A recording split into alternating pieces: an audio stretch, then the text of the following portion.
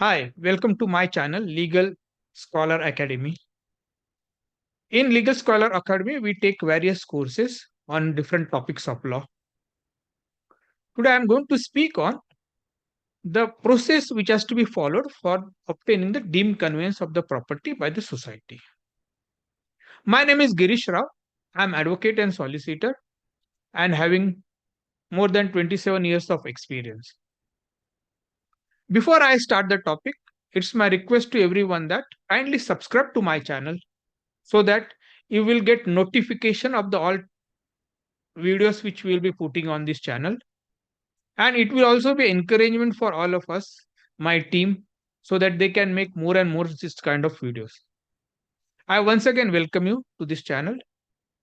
So now let's begin. If you like this, which I'm sure you are going to like it, kindly give also thumbs up to this. Let's now start. I already in my another video explained what is deemed conveyance, so I'm not going to that part. You can see that another video on deemed conveyance. In this video, I am explaining the process, the step-by-step process which is to be adopted when obtaining the deemed conveyance of the property. Let me now explain you the process in detail.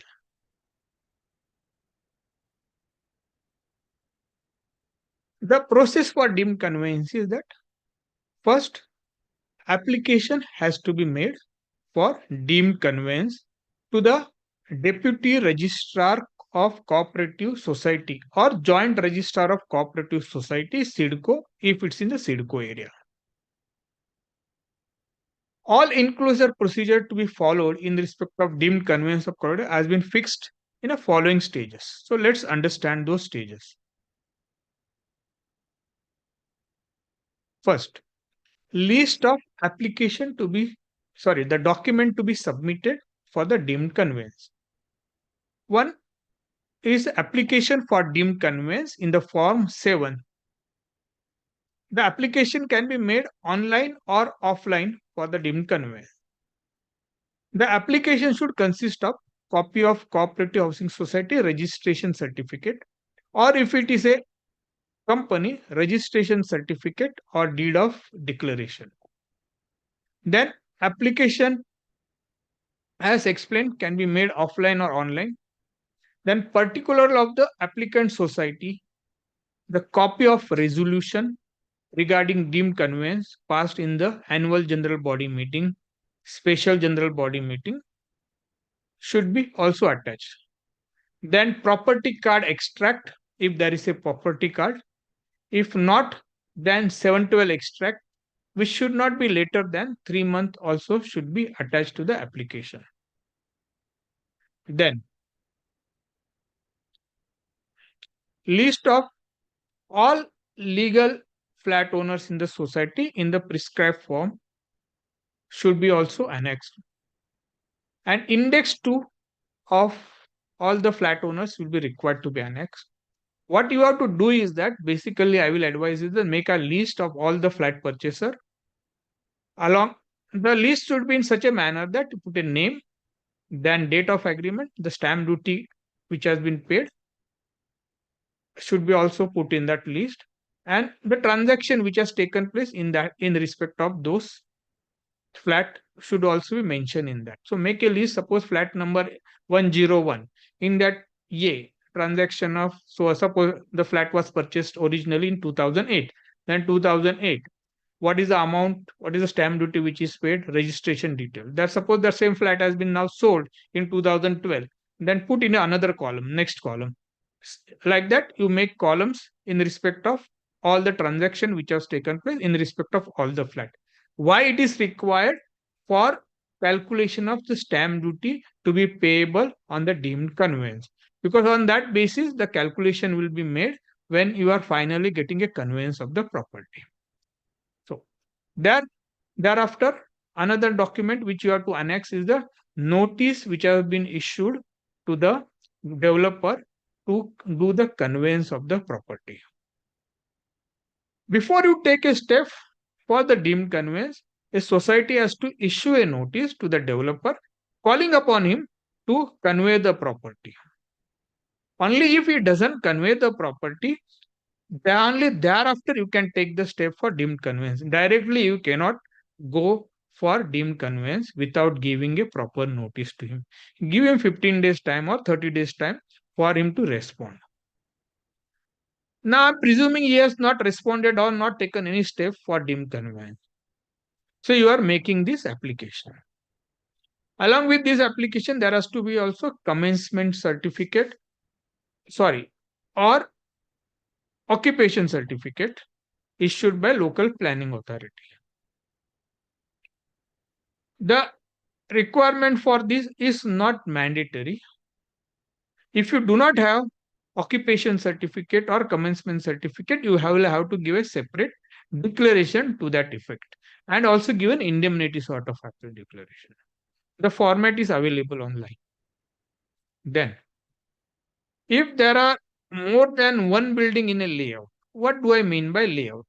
Means when builder makes an application to the local authority, that is municipal corporation, it could be that he has made an application for more than one building. Then suppose in your layout there are 4 buildings, so there are 4 separate societies. In that case, you will have to give notice to all societies or all other buildings also. There could be a possibility that others are not society, they are just standalone building where maybe a bungalow or anything could be there, maybe just a building where society is not formed. So whosoever they are, you will have to give a notice for all the person who are going to get affected. Then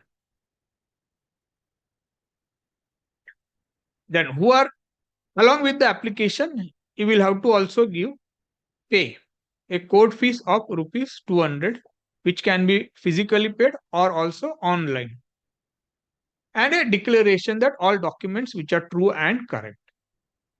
So these are basically the documents which will have to be submitted while making an application to the registrar. To repeat once again, one is that application for deemed conveyance, then copy of registration certificate, then particulars of the resolution which is passed for the deemed conveyance, property card or 712 extract of the property which should not be more than 3-year old, the permission which is received for the building, that is a commencement certificate and also occupation certificate, so that building is not illegal. Then the one copy of your MOFA agreement which is executed between you and builder also will have to be annexed. The notice which has been served to the developer also will have to be annexed, and layout plan when it will come, when there are more than one building, given the layout plan, and architect certificate, which is one of main document where I think I didn't list out earlier. Architect certificate is also required in the along with the application, and the court fees, which is of 2,000 rupees, will have to be paid either online or you can pay physically also, and also self declaration that whatever application is made is true and correct. The now next question is, who should be made party to the application? Whosoever names are there recorded in the revenue record, that is 712 extract or property card, you will have to make all of them as a party. Then builder along with them. And if there are more than one building in a layout, then all societies or all building occupants of the all buildings will have to be given a notice. So parties will be, one is builder, the landowners. I am assuming the builder is a not landowner. So whatever the landowners, whosoever names appear on 712 extract, you have to give them notice. And third is that if there are more than one building in a layout, to all societies who are there in the layout will have to be give notice. Why it is required? Because if there are more than one building in a layout, the property will have to be distributed amongst the all building. Therefore, whenever on any of the societies makes an application, you will have to make all the societies as a party, so that another proper society should not tomorrow object that we have received less or we have not received proper area. That is the purpose why the application or the all societies have to be made party. So when application is made, first there will be scrutiny whether the applications are proper, all the documents which are required are attached or not. Then the notices will be issued for all the parties, and if they are not available or they are avoiding the services, then paper notice will be required. And thereafter, after hearing all the parties, the registrar will pass an order of a deemed conveyance.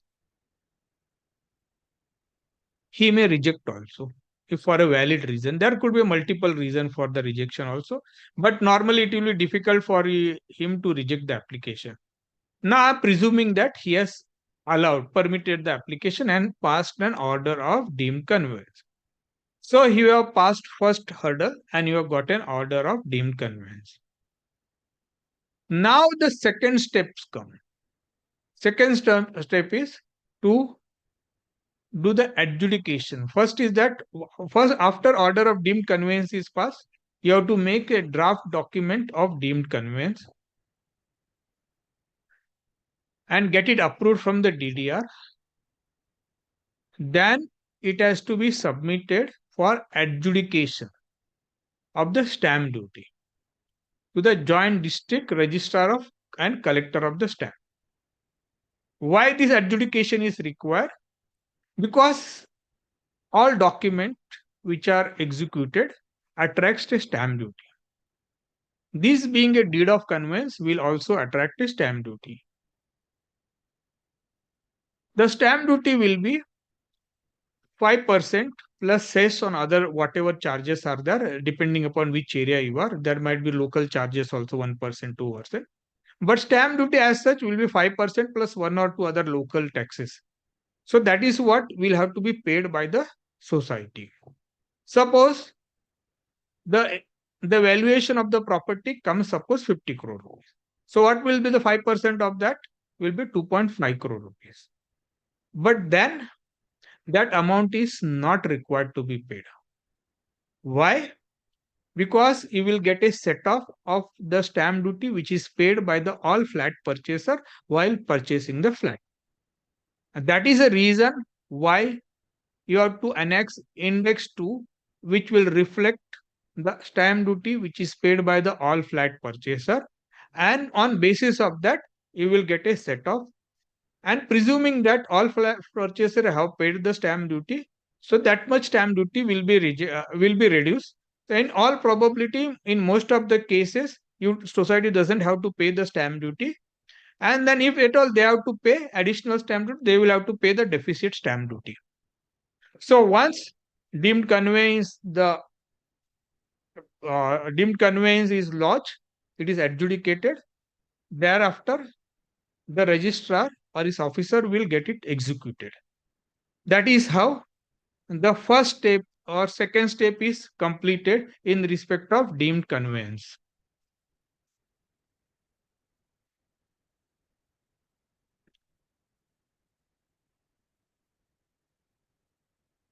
Now, after that what?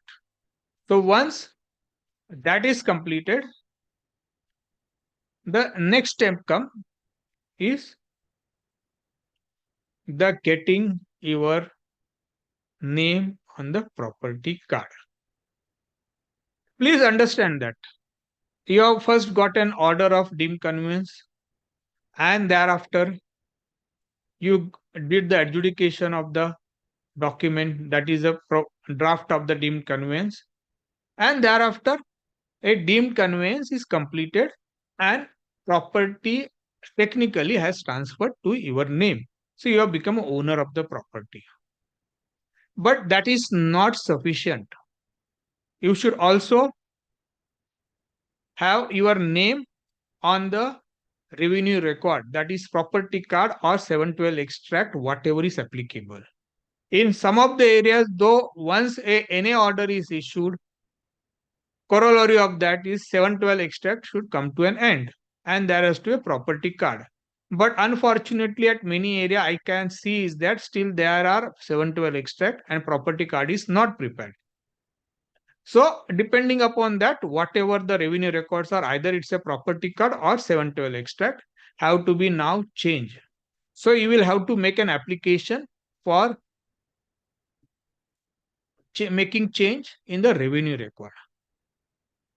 This is a time which is quite a complex, particularly if you have more than one plot in the layout, where you will have to do subdivision of the property, you will have to make a proper plan of the property and then identify your area. If and then only this application will be allowed.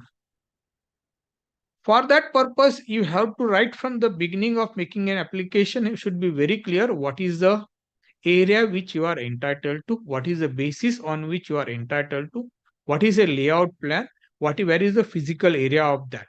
So all those exercise you will have to carry out before you make an application for deemed conveyance. Otherwise, what will happen is that you will get an order of deemed conveyance, you will also execute a document of deemed conveyance. But I have seen in many of the cases where after that nothing has happened and everyone is stuck. In some of the cases, I have seen that there are 20,000 square meter of the land and there are 40 societies on that, and every one has got an order of deemed conveyance of 1,000 square meter. But if you ask them physically where it is, no one will be able to tell where is their property. And due to that, they are stuck and their 712 extract or property card is not updated. So they have an order, they have a document called deemed conveyance, but unfortunately, where their physically property is there is not identifiable because of improper application. So whenever you are making an application, make a proper application so that tomorrow you don't have to struggle or suffer after getting an order of deemed conveyance. So this was my brief presentation on the deemed conveyance. If you have any queries and would like to know something more, do kindly WhatsApp us on the name and number which is there. We will try and get back to you. And we regularly conduct webinar on different topics. Kindly join those webinars. You can WhatsApp us your number. We'll keep you updating. Every Friday, normally we conduct webinar on different topics, which are free webinar. We have other paid courses also there, which are basically for those who are practicing the law, like drafting of an agreement, revenue records, or many all such agreements or all such webinars are conducted are the paid courses it is. So thank you once again for joining this video, and please again requesting you to subscribe so that you will get a notification of the videos which you are putting on the YouTube. Thank you. Bye bye. Have a great time. Bye bye.